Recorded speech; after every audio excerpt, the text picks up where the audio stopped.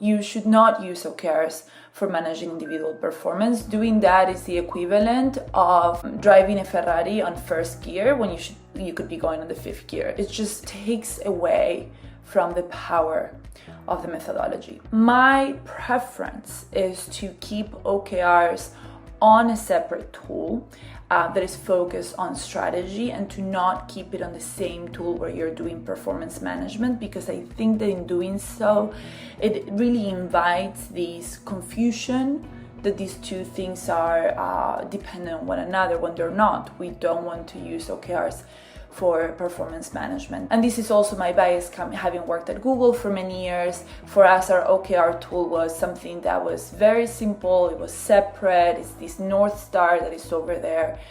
It's separate from the place where you do project management. It's separate from the place where you do performance check-ins. It's a clean, unique place.